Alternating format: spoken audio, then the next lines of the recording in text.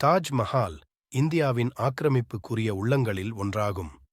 இது அக்பர் இராஜாவின் அர்ஜுமான் பேக் தாஜ் மஹால் சமாரிகமாக கட்டப்பட்டுள்ளது.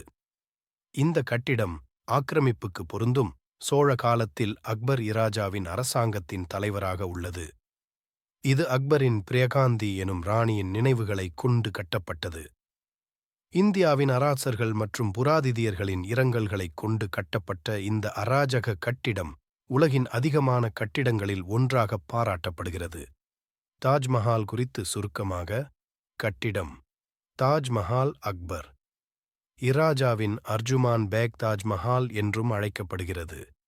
இது இந்தியாவின் உச்சந்தர சார்வரயுக கட்டிடங்களில் ஒன்று. கட்டப்பட்ட காரணம்: அக்பர் இராஜாவின் மனைவி மும்தாஜ் மஹால் இறந்ததாகவும் அவளுக்கு அர்ஜுமானின் அரசாங்கத்தின் தலைவராக பெருமிதமாக உள்ள பேக் தாஜ் மஹால் கட்டப்பட்டது.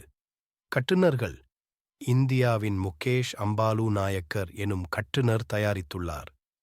தொடர்பு: தாஜ்மஹால் அக்பர் இராஜாவின் பெருமிதமான இருக்கைகளைப் போதும் அவரின் மும்தாஜ் மஹாலின் நினைவுகளைப் போதும் கொண்டு கட்டப்பட்டது. தாஜ்மஹால் இந்தியாவின் ஆக்கிரமிப்புக்குரிய உள்ளங்களில் ஒன்றாகும். இது அக்பர் இராஜாவின் அர்ஜுமான் பேக் தாஜ்மஹால் சமாரிகமாக கட்டப்பட்டுள்ளது. இந்த கட்டிடம் ஆக்கிரமிப்புக்கு பொருந்தும் சோழ காலத்தில் அக்பர் இராஜாவின் அரசாங்கத்தின் தலைவராக உள்ளது. இது அக்பரின் பிரியகாந்தி எனும் ராணியின் நினைவுகளைக் கொண்டு கட்டப்பட்டது.